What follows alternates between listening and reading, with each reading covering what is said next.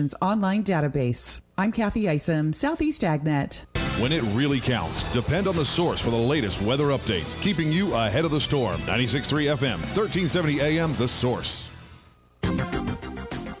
We'll have a mostly sunny, pleasant day today with a high of 70 to 72, then mainly clear tonight, low 53 to 61. Tuesday and Wednesday both will be partly sunny. Nice days, high Tuesday, 74 to 76, high on Wednesday, 76 to 78. Then mostly sunny Thursday and Friday, high Thursday 80 to 83, Friday 81 to 80.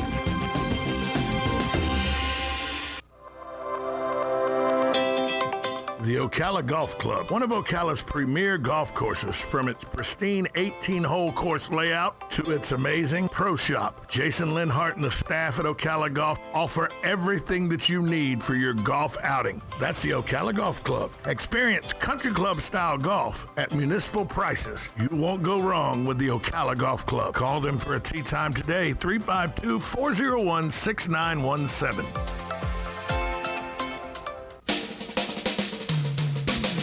This is Ocala Talks with Tom Schmidt, bringing stories that are important to our community in and around Ocala. Plus, of course, a splash of sports as well. Now, here's your host, Tom. Welcome back to Ocala Talks, hour number 3. Coming up, Shooti'n the Ship, SHIP, with Susan Kieran, just shipped. But right now, I want to tell you about the temperatures this week, what you can look forward to in the weather. Today, it's going to be sunny with a high near 70 degrees, light north wind becoming northeast, 5 to 10 miles per hour this morning.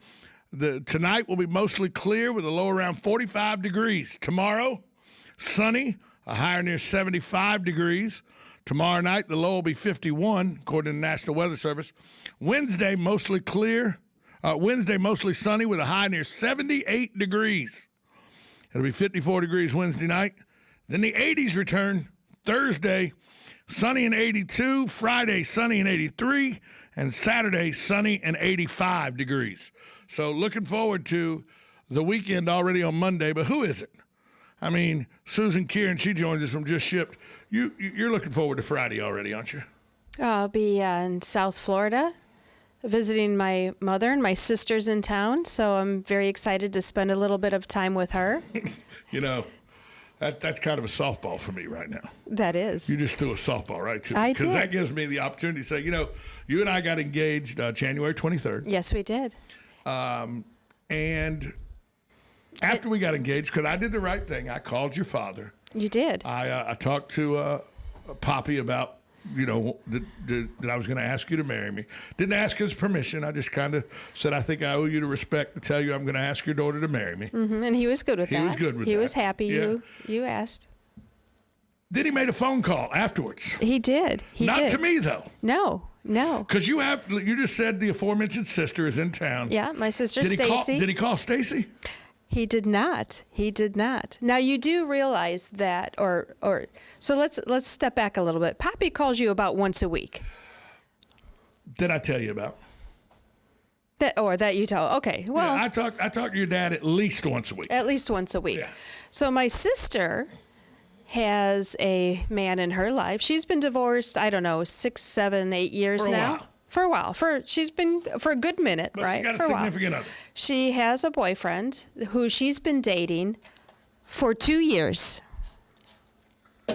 So twice as long as we've been together. Twice as long as we've been together. And Poppy made a phone call to her significant other, Sam. And this is not going to go well. And I believe the conversation went something like this. I'm ad-libbing a little bit. It went something like this. Sam, Susan just got engaged. What's the matter with you?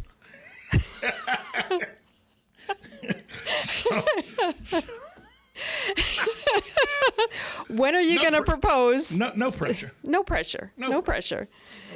Now, this story was told again over the weekend while you went down to visit your parents this weekend. Your mother just had knee surgery. Yeah, she just had surgery. So you went down to visit your parents again. This story was told again. Yeah, well, Sam called my sister, and she wasn't by her phone, so I picked it up, and I'm like, Sam, it's Susan, but you're on speaker, and everybody can hear you.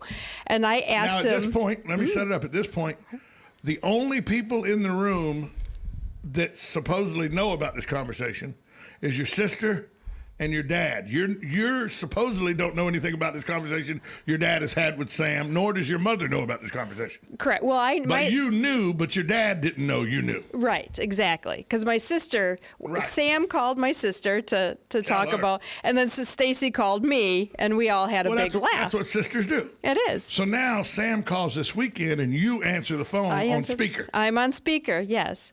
And I'm like, Sam, I got to ask you a question. He's like, yeah, go ahead. I go, did my dad really call you and ask you when you were going to propose to my sister? And we all started roaring. Well, let me rephrase. I started laughing. Sam started laughing on the phone, and my sister so we're all laughing. Because y'all are in on this. Your dad has no idea you're aware of the conversation. My dad is giving me some serious side eye because the Nana does not know about this. My mother. Okay, let me see if I get this right. Because let me see if I can do this. Ray, what are you calling and asking those questions for? Is that close? Well, I think it's that your tone would have to be louder and higher. But yeah, you're pretty close. the Nana was probably none happy about this. The Nana was none too happy. And again, that's why I was getting the side eye. The serious side eye. So you caused a family rift trying to laugh. Well, I laughed, my sister laughed, Sam laughed, so we're good. Whatever happens between the Nana and the Papa, that's between them. You're not nice. Well, I'm their kid. I'm supposed to poke the bear. It doesn't matter how old you are. That's your job as a kid. And you're the youngest. I am the youngest. So you're really supposed to poke the bear. I'm really. My sister, happy early birthday to you. She's going to be the big 50 this year on March 31st. I don't really think you should say that. 50. And her boyfriend Sam's younger than her? Mm-hmm. Yeah, I'm not younger than you. No, you're considerably older than I am. I am, because I'm old. Hey, so I saw this, and I thought this would be something friends of mine would try to do. Mm-hmm. And you know some of my friends. Unfortunately. In order to dodge a drunk driving checkpoint, a man ditched his car, ducked into a nearby restaurant, and tried to pass himself off as a cook. Police saw the man ditching his car, followed him into the restaurant where they found him in the kitchen chopping vegetables. My question is, who in the kitchen didn't say, hey, what are you doing? Well, they you probably they needed some extra vegetables chopped. It's free labor. I have friends that would do that. No, I don't. I would do that. Because I know how to work in a kitchen. Now, I wouldn't, don't get me wrong. I'm going to go to DUI checkpoints, give them my license, But if I was a ne'er-do-well, like I used to be, I'd pull into a restaurant and run in the back because I can fake it. I know how to work in the kitchen. That's pretty quick thinking on this guy. And he had to be drunk or he wouldn't be trying to dodge the DUI checkpoint. Or he may have had warrants on him. I don't know. But, I don't know how DUI checkpoints work where he was. Neither do I, because it seems kind of weird that if he hasn't been through the checkpoint yet, why are they following him into the restaurant? Well, they saw him, erratically turn into the restaurant. Oh, I see. Yeah. He drew their attention by the way he went into the restaurant. Probably up over a curb or something. Oh, yeah. I gotcha. But, yeah, he was chopping vegetables. They walked in and found him. Hey, who's your new prep guy? I don't know, but he's doing a good job. Good morning. You're on Ocala Talks. Yeah, good morning.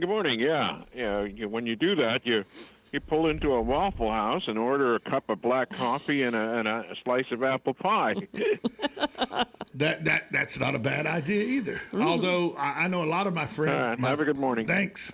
I know a lot of my friends. My father was one included. who would, when he got a piece of apple pie, and I never understood this, but somebody could tell me. I don't know whether it's a southern thing, a northern thing, I don't know. But my dad would get a piece of apple pie and then take a piece of cheddar cheese and melt it on top of the apple pie. Yep. Apple pie with cheddar cheese on top of it. Melt it. That sounds... And a lot of people did it. I know a lot of people that do it. I don't know anybody that does that. Makes no sense to me. It makes no sense to me. But I've seen it done numerous times in my lifetime. We need a call from Linda or Hugh to confirm that. They're from Wisconsin. They're from Wisconsin. And your dad was originally from I wonder Wisconsin. if that's the Wisconsin cheese thing. Maybe. It might be. I don't know. It sounds horrifying. Good Dutch apple pie. Why would you ruin it with putting cheese on top? But it may be something, I don't know. Maybe a Wisconsin thing. I don't know. I love ring bologna. That was a Wisconsin thing. Or at least, like a ring bologna, and then you smoke it or something? Well. Or you cook it on the grill? Yeah, well, you could. Or my dad would cut the circles and then fry them up with scrambled eggs and stuff like that. Ooh. Yeah. So, but that was a Wisconsin thing or a German thing. I don't know. It's one of those. Mm. But I just, when he talked about apple pie at Waffle House, my friend Gary, to this day, he goes to Waffle House, he gets a slice of pie with cheese on it. Well, if that's what they like. And he's from Georgia. Well. He's a deviant, though, so, he's... Gary. He probably says pecans, too. No, he says pecan, like everybody's supposed to. Hey, the Historic Ocala Preservation Society is going to plant a tree in the memory of David Cook, a historian, author, and former Star Banner employee. The event is slated for tomorrow at 1 p.m. at Ida Weir Park. That's on Southeast 10th Avenue and 10th Street. David Cook passed away in his home in August of 2020. He was 93 years young when he passed away. He wrote about the area's history in columns for the Ocala Star Banner starting in the 80s. He was an editor at the Star Banner and an author. So David Cook, the Historic Ocala Preservation Society, going to plant a tree in memory of David Cook, a historian, author, former. And I got to talk to Mr. Cook about 6 years ago. There was nothing about Ocala he didn't know. Because I got to talk to him. I'd been with Willett Boyer. We'd been doing some excavation because they'd come across some artifacts when they dug up, I guess it's Fort King, in between where Big Hammock sits and the Marion Theater sits. Okay. That stretch of Fort King they had dug up because they were putting in new sidewalks and everything. And they'd found some medicine bottles, and they'd found some very expensive, it looked like porcelain dinnerware and everything. And if you know that empty parking lot that sits right there, when you go back and look at the old plats and all of Marion County before the fire, there's nothing listed as sitting on that parking lot. Now, we know from pictures and all of the time, there was something that sat there, a big white house sat there, but it was not listed on any of the plats or anything. Now, I knew why that probably was, but I went to Mr. Cook to talk to him about it to make sure that's probably what it was. And he said, well, what do y'all got? And Willett had already surmised that because Willett's a doctor of archaeology, so he'd already surmised that. So I went to talk to Mr. Cook to maybe do a story on the radio. It never came to fruition, but I was, thinking about doing it. And he surmised the same thing I did. Usually, especially in the Deep South and the Bible Belt, and Ocala, was and still is in the Bible Belt, whether people realize that or not. It's still part of the Bible Belt.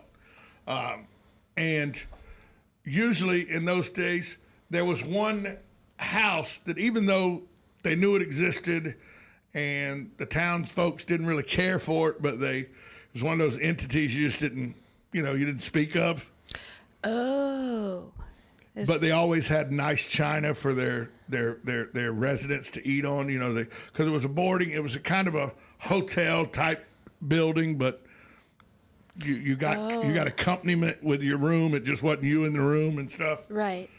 Yeah, it was a house of ill repute.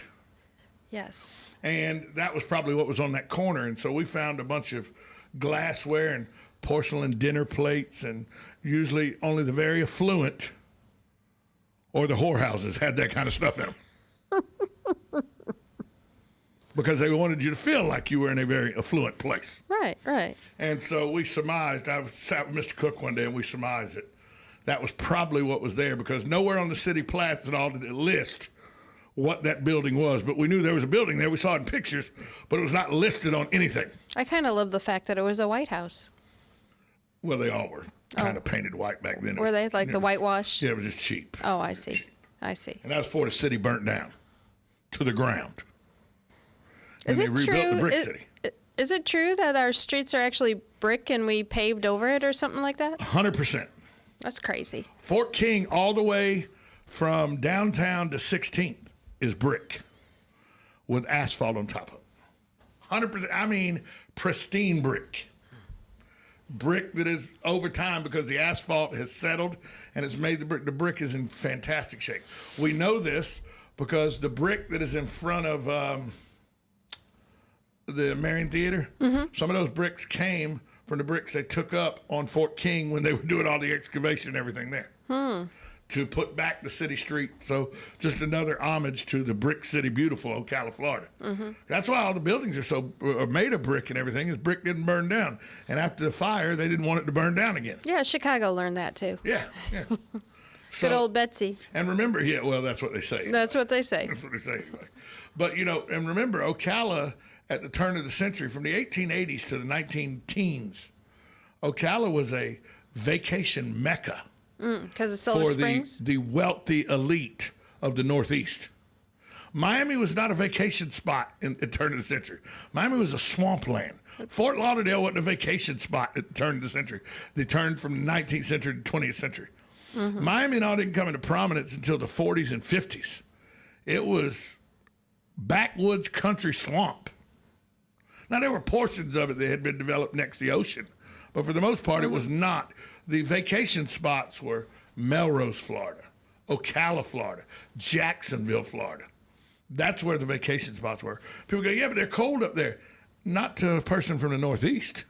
Oh, not at all. You leave. You're one of the rich Rockefellers of New York. You come down to Jacksonville in December and it's 68 degrees during the day and 45 degrees at night. And you have to remember, there's probably very little air conditioning at that time. There was none. None. That's why what was it? Is it Newport that they built all of their fancy mansions, but it's all marble because it'd be cooler in the summertime? Certainly. I thought there was Newport somewhere. Rhode Island? It's Newport, Rhode Island, yeah. Yeah. But a lot of homes were built that way. I went there, by the way. A lot of homes were built that way, but it was because, so people forget the vacation destination of the wealthy elite at the turn of the century. The steel magnates, the oil barons, the railroad magnates, the Vanderbilts, the Rockefellers, the Standards, the camps, they all came to Ocala. Is that why our historic district has so many gorgeous? Of course it is. Houses. Because vacation homes. That's what they were? Some of them were. I bet. Now, some of them were built by people here in Ocala, too. But it was because the Ocklawaha afforded steamships to be able to come all the way into Silver Springs. There was a 9-hole golf course right in the middle of the historic district that now is right there at 11th, and Fort King was the front corner of a golf course that sat back there called Ocala Heights. And it was because the wealthy elite at the turn of the century, one of the monikers that you were a wealthy elite was that you played golf. It was a gentleman's sport. Some people will tell you, they tell you wrong. Some people tell you erroneously, but they'll tell you golf is an acronym for gentlemen only, ladies forbidden. But a lot of clubs back at the time were all male-dominated. Women didn't play golf. It wasn't something they did. Yeah, no. And so, golf was for the wealthy elite, and Ocala had Ocala Heights, which was an amazing golf course, a 9-hole golf course. And, that's why you had homes that had people that were doing things that were less than stellar, that had fine china and stuff like that, because you were trying to recreate that wealthy elitist look inside those homes as well. So, but yes, in answer to your question, there are bricks all over the downtown area underneath asphalt. What about Fort King? How did it get its name? It was the U.S. outpost for the territory, this area of the territory before Florida was a state. It was the outpost where they used to communicate with the Native Americans and everything. It was a big deal. It was the center area for this region. Okay. Fort King was, just like the fort in St. Augustine during the Spanish time was the meeting place and everything. Fort King was the place where it was the safety haven. It's where all the government did its work at and everything.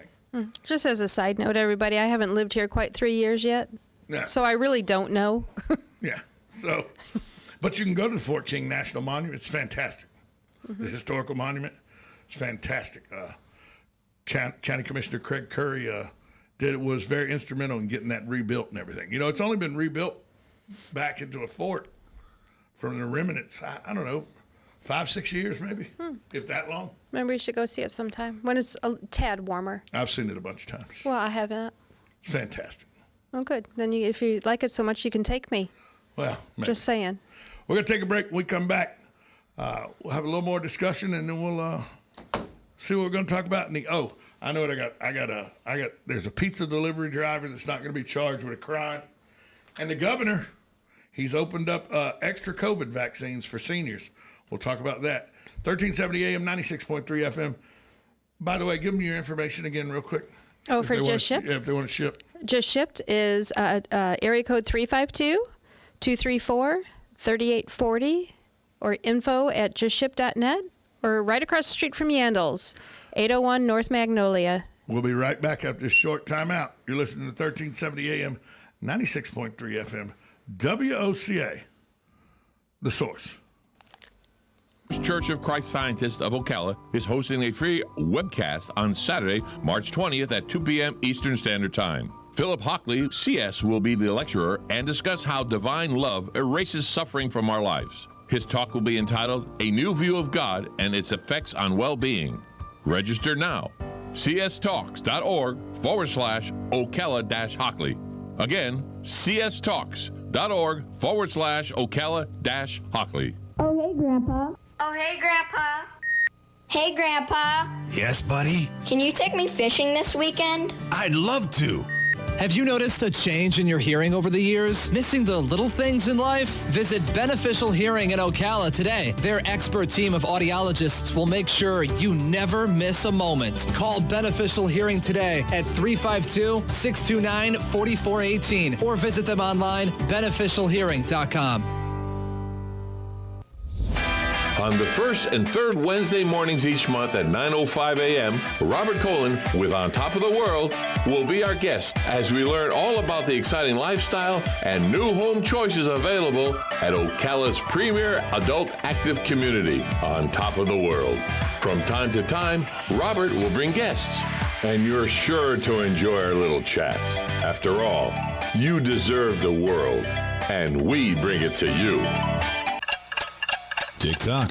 The days fly by, and we find tax season is upon us once again. Not to worry, though. With a reputable CPA firm on your side, you can rest assured that all of your needs will be handled in a professional and thorough manner. Robson, Scribner & Stewart is just that firm. They're there for their clients year-round, not just during tax season, to handle your needs and answer any questions you may encounter. At Robson, Scribner & Stewart, there is no client too small or too large. Their expertise ranges from the single individual to the largest of corporations. Get your return prepared by a professional who will use their years of experience to ensure that your tax return's outcome will leave you in the best possible position. Call them today at 694-4184. Robson, Scribner & Stewart. They're there for you today. Again, that number is 694-4184. Time is of the essence, so don't delay. 694-4184.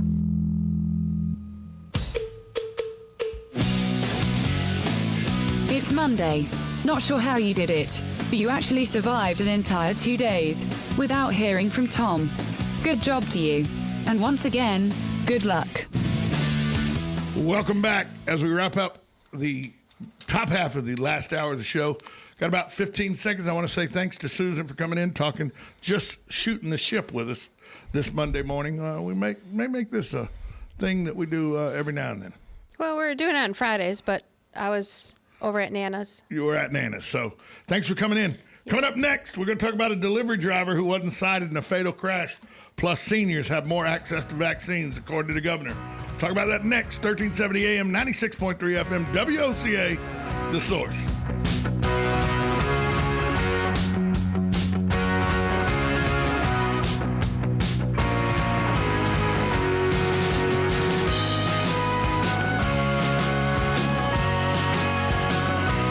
Broadcasting from the Paddock Mall Studios, this is WOCA, Ocala, Gainesville, The Villages, 1370 AM, 96.3 FM, The